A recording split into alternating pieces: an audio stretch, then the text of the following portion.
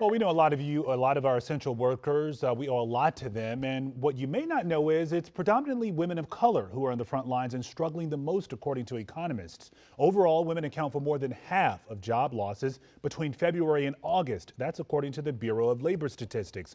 Now, of course, not all women are affected the same. At the end of last year, the Bureau found that Black and Hispanic women were at 9% unemployment compared to 5.5% of white women.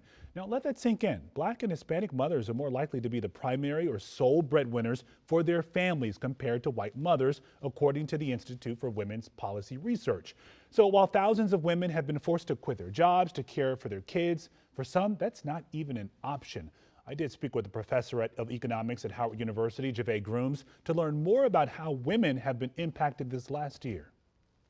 When we think of women and the jobs of frontline industries, these are often lower paying and non-healthcare, right? They're less likely to have healthcare.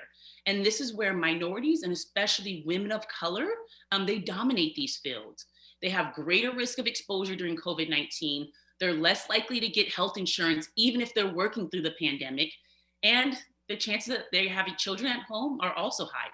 How do women recover from this? It seems like we're taking huge steps back right now. A lot of what America and also Black communities, women are facing, they were existing before COVID. COVID just exacerbated them. So we can't just put a Band-Aid on COVID. We can't just send out checks. While that's useful and it's very beneficial, we also need to get to the root cause. We need to make sure that women that are working full-time jobs, they are getting health insurance. We need to make sure that they're getting paid fairly, that they're getting access to fair jobs, right? And so I think it's addressing the effects, the financial and economic effects of COVID, but it's also addressing those social constructs and those things that have been embedded in society that cause these disparities before COVID even hit. Yeah, we got to remember it's been a tough year for so many in our community. If you need any help whatsoever, just text HELP to 202-895-5599.